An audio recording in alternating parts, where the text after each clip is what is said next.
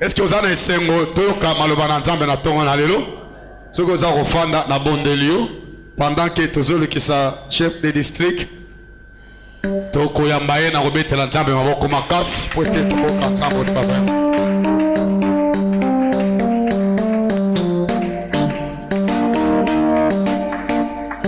Amen. Merci, nous pouvons nous asseoir. Nous voulons parler sur le respect de l'autorité déléguée divine.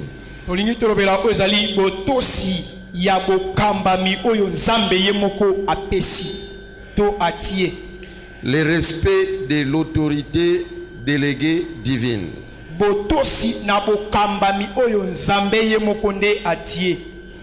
Amen. Amen. Dieu délègue aussi son pouvoir. Il a ses représentants sur la terre.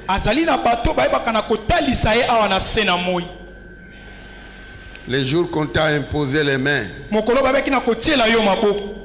comme pasteur de l'église, tu es devenu délégué de Dieu.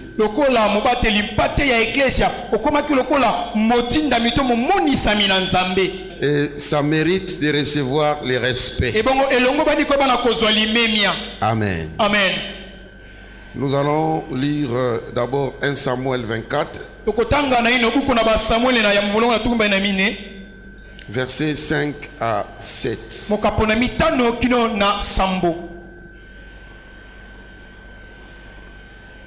La Bible dit: les gens de David lui dirent: voici le jour où l'Éternel te dit, je livre ton ennemi entre tes mains.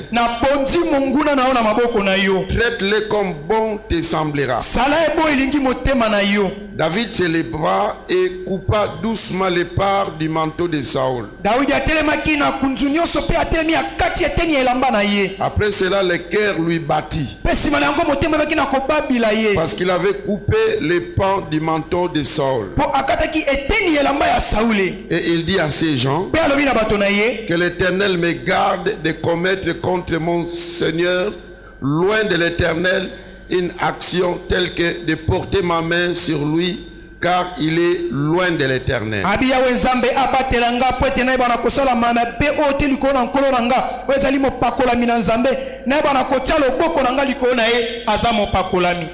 Amen. Amen. Nous allons au chapitre 26, versets 9 à 11, dans le même livre. Mais David dit à Abishai: ne les détruis pas, car qui pourrait impunément porter la main sur loin de l'Éternel? Et David dit: l'Éternel est vivant. C'est à l'Éternel seul à les frapper. Soit que son jour vienne et qu'il meure, soit qu'il descende sur un champ de bataille et qu'il y périsse. Loin de moi par l'Éternel, de porter la main sur loin de l'Éternel. Prends seulement la lance qui est à son chevet, avec la cruche d'eau, et allons-nous-en. Amen. Amen. 1 Samuel chapitre 31.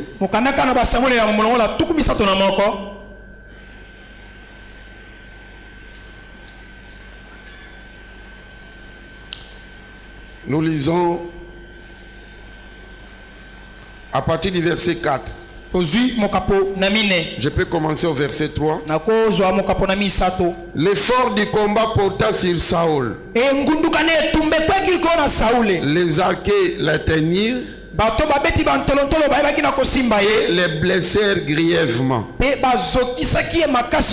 Saül dit alors à celui qui portait ses armes: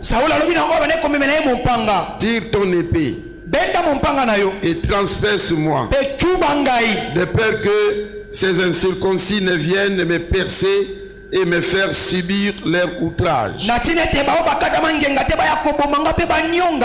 Celui qui portait ses armes ne voulut pas, car il était saisi de crainte. Et Saül prit son épée et se jeta dessus. Nous terminons dans 2 Samuel chapitre 1er, verset 14 et jusqu'à verset 16. David lui dit, comment n'as-tu pas craint de porter la main sur loin de l'Éternel et de lui donner la mort? Et David appela l'un de ses gens et dit, approche et tue-le. Cet homme frappa la Mélécite qui mourut. Et David lui dit, que ton sang retombe sur ta tête, car ta bouche a déposé contre toi. Puisque tu as dit, j'ai donné la mort à loin de l'Éternel. Amen. Amen. Bien-aimés dans le Seigneur, juste une petite historique que vous connaissez très bien. Nous savons que Dieu a inauguré officiellement son autorité sur la terre le jour où le royaume d'Israël fut établi.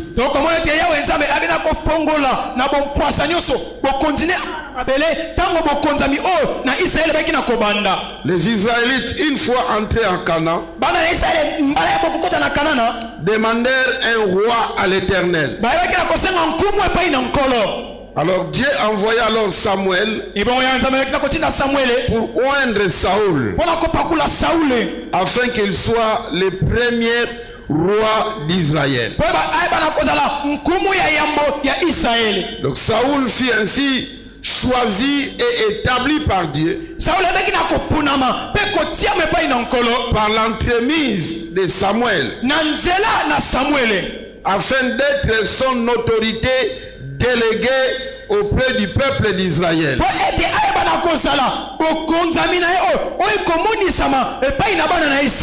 Autrefois, il exerçait son autorité par les prophètes. Maintenant, il y a le tout premier roi qui est établi. Dieu veut exercer son autorité sur Israël par l'entremise de Saül. Et il a reçu l'onction de Dieu. C'est Samuel qui a fait le service. Malheureusement, après avoir été établi comme roi, Saül désobéit à l'autorité de Dieu jusqu'au point de chercher à les détruire. Comment est-ce qu'il a désobéi à Dieu? Il épargna le roi des Amalécites ainsi que les meilleurs brebis, les meilleurs bœufs, les meilleures bêtes de la seconde portée, les agneaux gras et tout ce qu'il y avait de bon. Par contre, Dieu lui avait dit de tout exterminer. Mais Saül de lui, il va épargner le roi et d'autres choses. On n'obéit pas à Dieu à moitié. Amen. Amen. Alors, comme cela était en fait une désobéissance aux paroles de Dieu, Dieu rejeta Saül et il fit oindre David. Vous connaissez très bien cette histoire. Cependant, bien aimé dans le Seigneur, David se trouvait toujours sous l'autorité de Saoul. Il faisait partie du peuple qui accompagnait Saoul. Il combattait dans son armée. Et il devint plus tard le beau-fils du roi Saoul. Amen. En fait, maintenant en Israël, il y avait 2 ou 1 de Dieu comme roi. Alléluia. Amen. Saoul était loin de Dieu comme roi. David mêmement. Et nous voyons qu'à plusieurs reprises, Saoul essaya de tuer David. Et il y avait 2 rois. Il n'y avait que Samuel et Dieu qui le connaissaient. Peut-être aussi les frères de David qui avaient assisté à l'onction d'huile de David.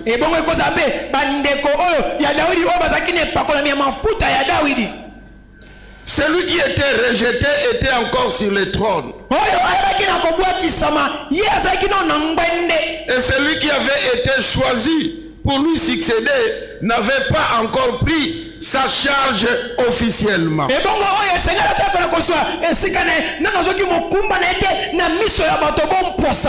David savait que je suis le roi d'Israël. Mais effectivement, il était soldat de Saoul. Saoul savait que je suis déjà rejeté par Dieu. Mais celui qui patronnait et David était son soldat.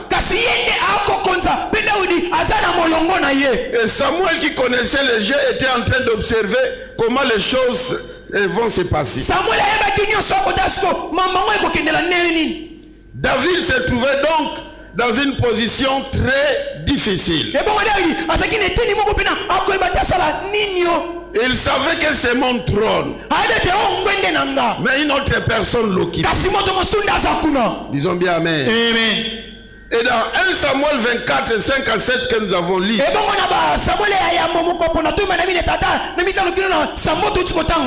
là-bas Saoul est à la quête de David dans le désert d'En-Gedi.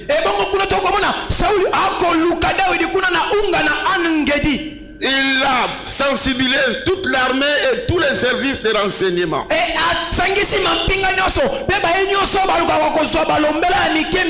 Alors en chemin à la quête de David, il entra dans une caverne où David se trouvait en compagnie de ses hommes.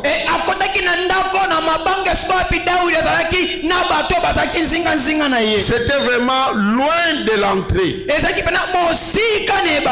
Alors les hommes de David lui suggèrent de tuer Saoul. Mais David résista à cette tentation. Car il n'osait pas porter sa main contre l'autorité établie par Dieu, que dit David.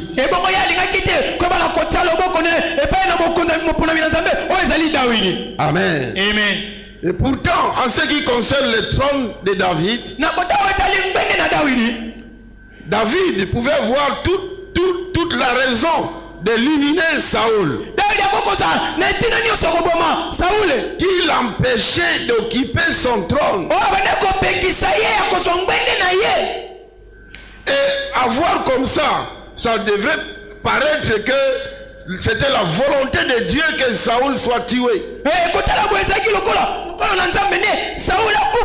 Après tout, même si David tuait Saoul, je pense que vous conviendrez avec moi que c'était le plan de Dieu que David devienne roi. Vous conviendrez avec moi que c'est la volonté de Dieu que David devienne roi. Et Dieu l'avait déjà dit à Samuel que j'ai déjà écarté Saoul et j'ai choisi une autre personne Et Samuel savait que c'est David. Est-ce que ça serait mauvais pour que David fasse le coup d'état? C'était le plan de Dieu. C'était la volonté de Dieu. Mais pourquoi David ne pouvait-il pas contribuer à se faire lui-même roi? David n'a pas voulu aider Dieu. Disons bien amen. Amen. Chers frères et sœurs, n'aidons pas Dieu. Beaucoup de gens, ils ont raison, mais ils voient que Dieu tarde pour exécuter sa volonté. Alors il cherche à aider Dieu.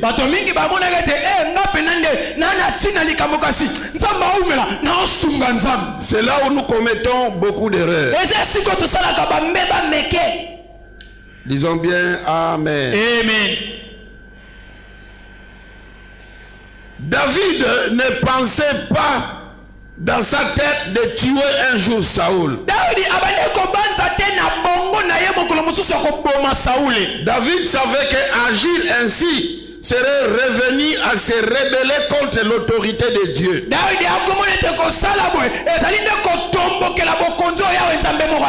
Pourquoi?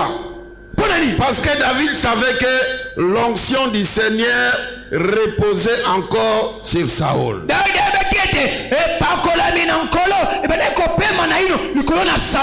Alléluia. Amen. Il savait qu'il y a eu un oint de Dieu, un homme de Dieu, Samuel, qui a déversé son onction, l'huile d'onction sur sa tête.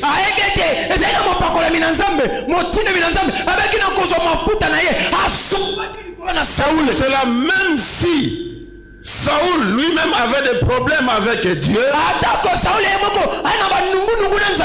mais David ne pouvait pas aider Dieu à éliminer Saoul. Il laissait Dieu lui-même s'occuper de son serviteur.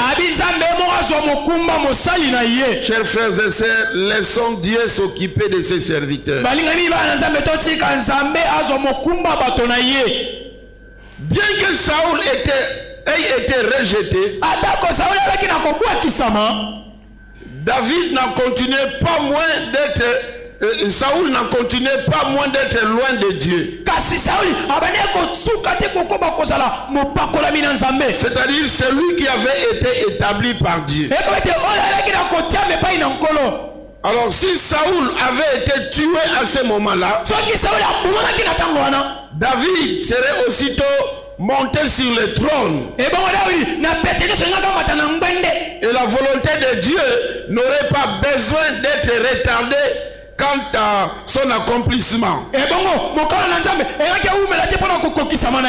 Mais David savait se renier soi-même. Alléluia. Amen. David préférait retarder un temps soit peu son ascension que de devenir un rebelle.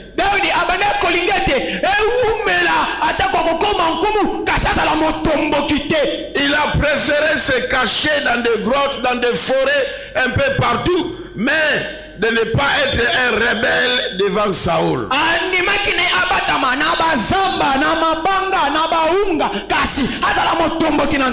Et c'est pour cette raison particulière qu'il devint plus tard l'autorité établie par Dieu. David faisait confiance à Dieu. Il sait que Dieu est fidèle à ses promesses. Dieu n'a pas besoin d'être aidé. David savait que si réellement j'ai reçu l'onction royale, lui-même Dieu s'arrangera pour que je devienne aussi roi. Mais combien de fois nous Peut-être que nous avons connu la volonté de Dieu. Peut-être par vision, par prophétie. Dieu t'a parlé que j'ai rejeté ton pasteur titulaire. J'ai rejeté votre chef de district. J'ai rejeté votre représentant provincial. J'ai rejeté votre représentant légal. Alors vous commencez à aider Dieu pour qu'il puisse quitter le trône. Amenant des mouvements, des manifestations. Et bibliquement, vous avez raison. Mais est-ce que ce que vous faites, ce n'est pas une rébellion? Le jour qu'on devient pasteur titulaire, on est installé par le comité provincial.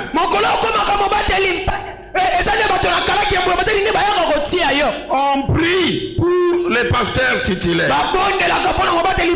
Mais est-ce que les autres pasteurs, les membres du comité et les fidèles de l'église, ils se voient très saints, très purs? Est-ce qu'on respecte l'onction divine qui est tombée sur la tête de l'homme de Dieu? Où sont des David aujourd'hui qui n'aident pas Dieu à vite exécuter sa volonté? Qui attendent même si l'autorité déléguée de Dieu a connu ce forfait, que Dieu s'en charge lui.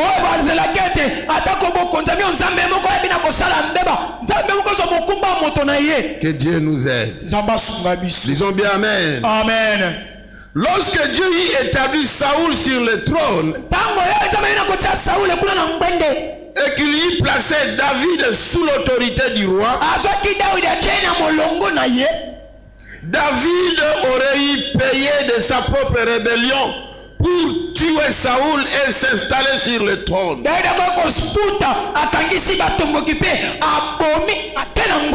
Il aurait dû devenir un rebelle, mais il n'osa jamais faire ça. Disons bien amen. Amen. Le principe que David a appliqué est semblable à ce que l'archange Michel a appliqué devant Satan lorsqu'il se disputait sur le corps de Moïse.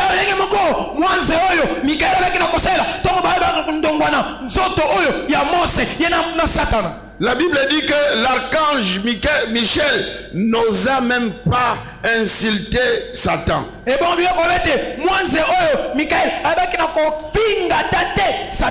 Amen. Amen. Sur base de ceci, bien-aimés, nous comprenons quelque chose de très important. C'est que la notion d'autorité, c'est un sujet qui a des implications très profondes. Disons bien amen. Amen. La notion d'autorité, c'est un sujet qui a des implications très profondes. Dans la Bible, bien aimé, j'ai essayé de vérifier cette notion d'autorité. Et les gens qui s'étaient rebellés contre les autorités. Et j'ai vu comment Dieu les a traités. Parlons de Corée, d'Abiram et d'Abiou. Et les 250 anciens d'Israël.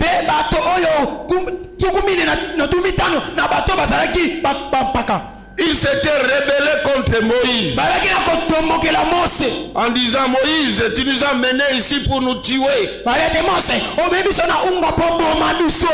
Moïse n'a pas combattu. Dieu lui-même a vu que c'était porter atteinte à son autorité. Qu'est-ce qui est devenu? Ils étaient tous engloutis dans la terre. Amen. Amen. Que dire de Aaron et de Myriam? Moïse lui-même, Dieu l'a utilisé pour donner la loi faut pas épouser des étrangers, mais lui-même a épousé une étrangère. Il aurait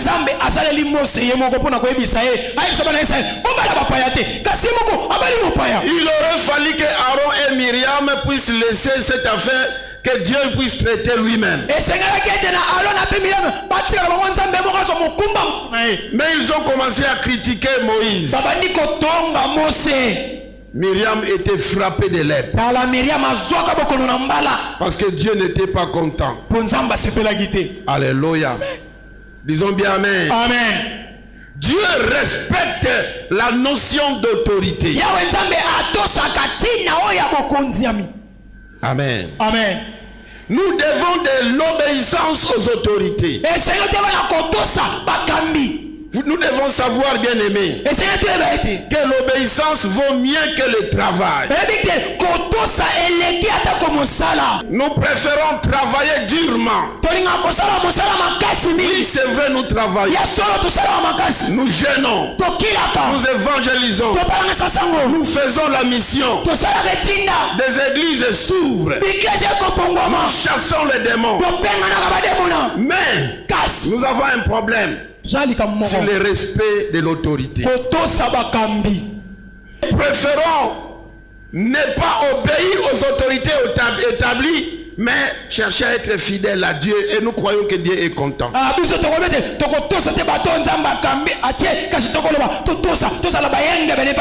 Je nous dis que nous serons confondus au jugement dernier ces jours. Dieu a dit à Saoul que l'obéissance vaut mieux que le sacrifice. D'abord l'obéissance et le sacrifice après. D'abord l'obéissance et le travail après. Lorsque nous n'obéissons pas à celui qui est établi, à l'autorité déléguée de Dieu, ne croyez pas que Dieu est tenté de nous applaudir. Lorsque nous les négligeons, Dieu voit que vous les négligez. Le jour que les enfants d'Israël ont dit à Samuel, nous sommes fatigués des prophètes et des sacrificateurs, nous voulons un roi.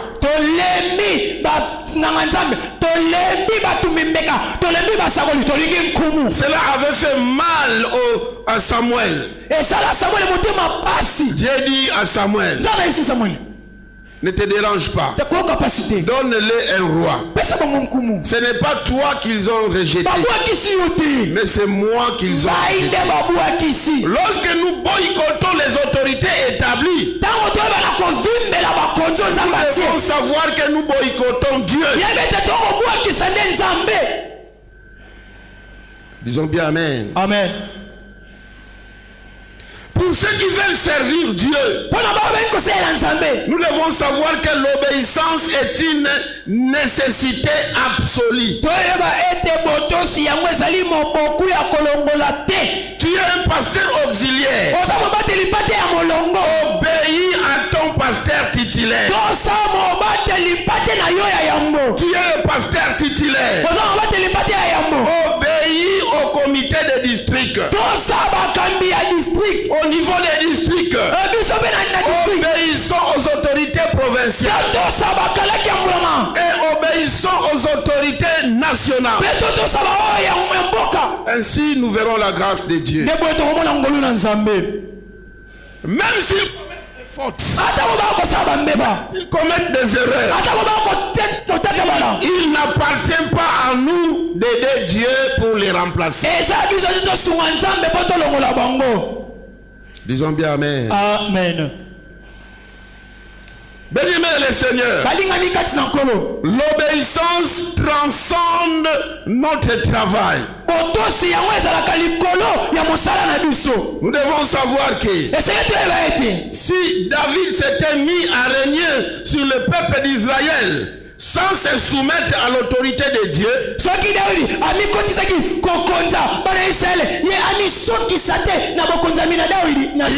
il aurait été aussi inutile que Saoul. Donc il serait aussi un rebelle parce que Saoul s'était rebellé en désobéissant à Dieu, David deviendrait aussi collègue de Saoul. Et bon, David alingaki azala moninga ya Saul. Po Saul atombokelaki Nzambe. Yebe atombokeli Saul. Bakokani baza baninga mosala. C'est le même principe de rébellion Et ça le lenge moko ya botomboki qui est à l'œuvre dans le Saoul de l'Ancien Testament et dans le Judas du Nouveau Testament. Et ça le lenge moko ezali epai na Saul ya boyokani na kala mpe epai na Judas Iscariote ya boyokani na sika. Saoul lui épargnait les meilleures brebis et les meilleurs bœufs. Saul ayebaki na kobonkolongola bangomba mafuta mpe bana na mpate ya kitoko. Tandis que Judas convoita les 30 pièces d'argent. Kasi Judas ya lulaki bazeke tukumi sato ya mbongo. Bien-aimés dans le Seigneur, Balingami kati na nkolo. nous devons retenir ceci. C'était baboye. Que la consécration Koyeba na komi bonza. ne couvre pas les péchés de la rébellion. Ebombaka lisumu ya botomboki te. Je le dis bien et je répète. Nalobi yango mpe na bandeli. La consécration Komi bonza. ne couvre pas les péchés de la rébellion. Ebombaka te lisumu na kotomboka. Vous pouvez être consacré Okoza moto ani bonza. prière, Na losambo. dans la méditation de la parole, Liloba na Nzambe. dans le suivi, Na kolanda bandimi. dans les visites, Na kotala. dans les prédications, Na mateya. mais aussi longtemps Kasi. que vous êtes rebelle Oza motomboki. devant votre pasteur titulaire. Epa lipate na yango. Vous êtes rebelle Oza motomboki. devant les districts. Epa na ba Vous district. êtes rebelle Oza motomboki. à la province. Vous êtes rebelle au niveau national. Votre consécration ne représente rien devant Dieu. David ne se permet pas de tuer Saoul afin de faire accomplir plus vite les plans et la volonté de Dieu. Mais il attendit que Dieu lui-même accomplisse son œuvre. Cela veut dire le cœur de David était dans une obéissance parfaite. David savait attendre le temps de Dieu. Mais nous, notre problème, c'est que nous et aussitôt, comme nous vivons un siècle de instantané, tout devient instantané. Des choses à manger instantanées. Takeaway, tout est déjà. Aussitôt, on doit salir faute à l'ongwa. Attendez le temps de Dieu. Quand le temps de Dieu arrive, vous ne fournirez aucun effort. Laissez Dieu s'occuper de ses oins. Alléluia. Amen. C'est ainsi que lorsqu'il coupa un morceau du vêtement de Saoul, son cœur en fut remué. Bien-aimé dans le Seigneur, David déjà à ce temps-là vivait comme quelqu'un du Nouveau Testament. L'intelligence spirituelle de David était aussi développée que celle du croyant du Nouveau Testament.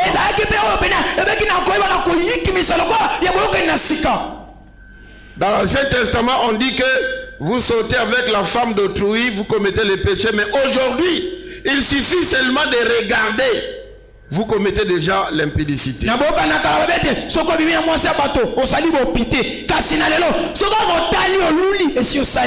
C'est pour cela, David pouvait bien dire que je n'ai pas tué Saoul, j'ai seulement coupé un morceau de son manteau. Mais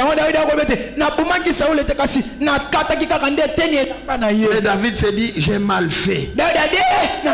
Parce que j'ai coupé le manteau de loin de Dieu. Il s'est vu qu'il était devenu comme un rebelle.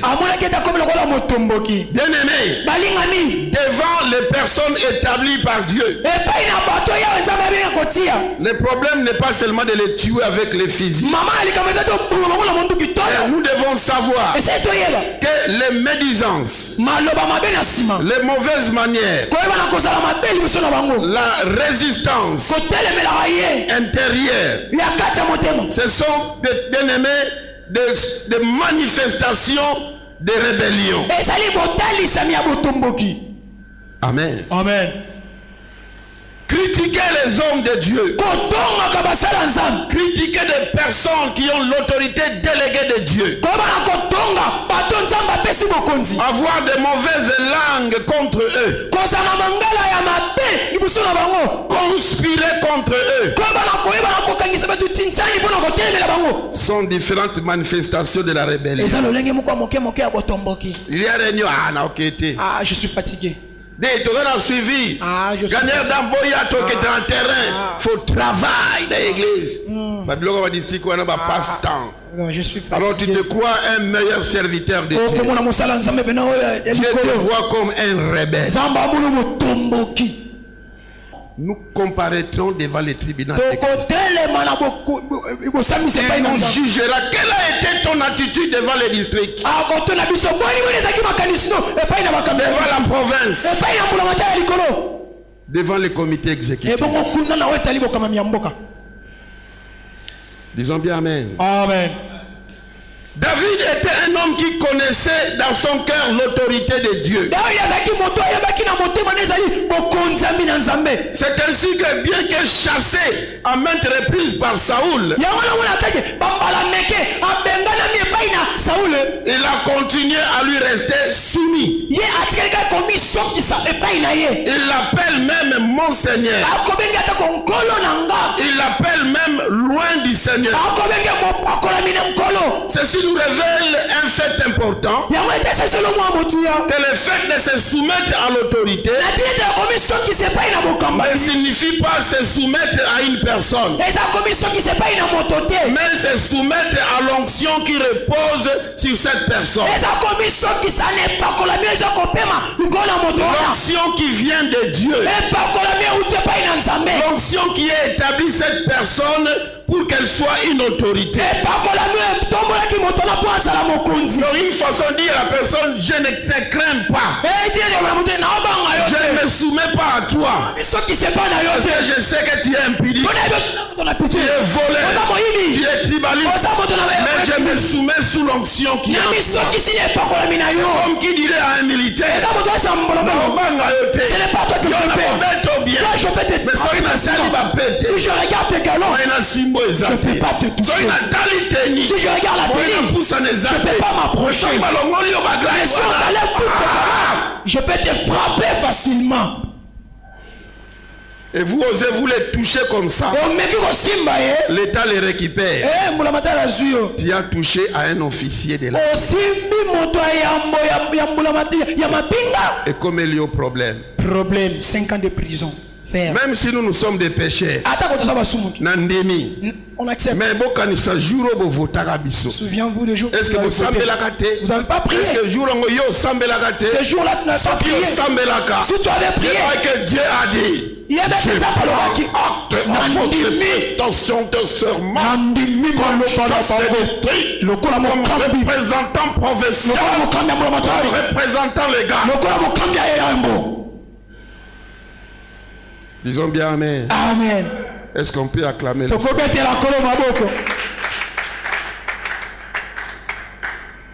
Alléluia. Amen. C'est ainsi que David a préféré commencer à fuir. Il fouillait dans les déserts, dans les montagnes. Mais il savait que c'est moi qui devrais être là. Au lieu de mener une conspiration, une rébellion, il a préféré fuir. Devant celui qu'il savait qu'il a déjà désobéi à Dieu. Et Dieu l'a déjà vomi. Dans le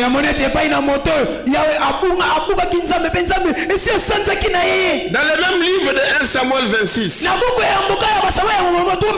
verset 9 à 11, David rencontre une autre occasion pour tuer Saoul. Cette fois-ci, c'était dans le désert de Ziph. Une occasion semblable à la première. Abishai dit à David, voilà, tue-le. Pourquoi tu fuis de avec ses militaires? Cette fois-ci, David a évolué. Il dit, autrefois, j'ai coupé les pans de son manteau. Cette fois-ci, je ne touche pas quelque chose qui est dans son corps. Prends seulement l'épée, prends la cruche et nous allons partir. Ils ont pris le javelot, ils ont pris la cruche qui était dans les chevet. David a empêché Abikai, son général, de les tuer. Il dit que est-ce que tu peux tuer un oint de Dieu et rester sans être puni par Dieu? Ils sont partis. Satan peut te donner des passes en or. Satan peut te dire ça, regarde ça, c'est un passe en or. Lionel Messi, c'est pas ça public. Mais ne regarde pas les personnes. Regarde l'onction qui est déposée sur les terres. Amen. Amen. C'est ainsi que dans 1 Samuel 31, à partir du verset 4, bien aimé, Dieu lui-même maintenant s'est occupé de Saoul. La Bible dit que l'effort du combat était focalisé vers Saoul. Il s'est donné la mort. Alléluia. Amen. Et si nous allons au 2 Samuel, là au chapitre 1er, nous voyons cet Amalécite. Apparemment, il a aidé Saoul à mourir. Alors il s'est dit, ça doit être une bonne nouvelle pour David. Il est parti en courant pour annoncer à David. Il croyait que David va le primer en disant que tu as tué mon aîné. Et il dit à David que j'ai tué Saoul. David dit quoi? Comment toi tu t'es permis de porter ta main et tuer loin de l'Éternel?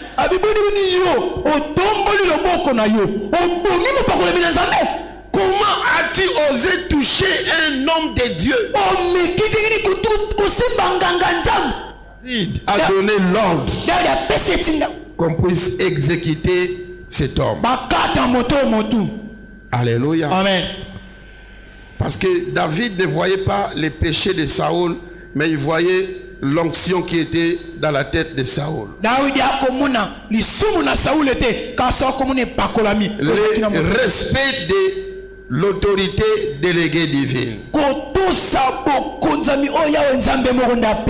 Alléluia. Amen. Mais je vais dire un mot avant de terminer.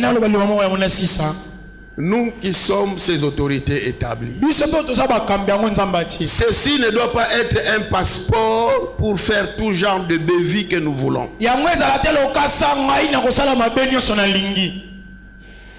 C'est moi, le pasteur titulaire ici. L'auteur des Hébreux, il dit dans Hébreux 10 au verset 31 qu'il est terrible de tomber entre les mains de Dieu. Le sacrificateur Élie, il dit à ses fils qui étaient aussi sacrificateurs: si vous avez des problèmes avec les hommes peuvent intercéder. Mais si vous avez des problèmes contre Dieu, il va prier pour vous. J'aime dire qu'il n'y a pas un homme aussi grand qu'il n'y ait que Dieu. Je vais vous dire que Dieu n'a pas d'enfant chéri. L'onction qu'on nous donne là, c'est un couteau à double tranchant. Dieu a puni les rebelles contre Moïse. Mais le jour que Moïse et Aaron n'ont pas sanctifié son nom devant le peuple, Dieu a dit: vous n'enterrez pas la terre promise. Et la Bible dit, Moïse a supplié Dieu plusieurs fois. Cette fois-là, Dieu dit à Moïse, ne me parle plus de cette affaire. Boni, Aaron à Kota, Moïse à Kota. Non. Je veux que tu comprennes que Dieu n'a pas d'enfant chéri. Tu ne dois pas dire qu'au nom de l'autorité que tu es, tu te permets de tout. C'est vrai. Mais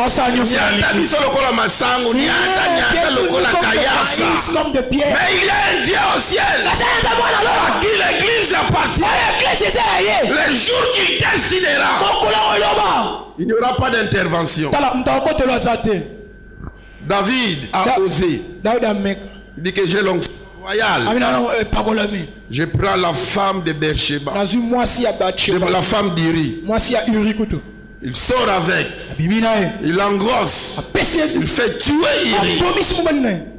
Dieu n'a plus dit que c'est l'homme selon mon cœur. Il dit à David, l'épée ne s'éloignera plus de ta maison. Amen. Amen. Que Dieu nous aide.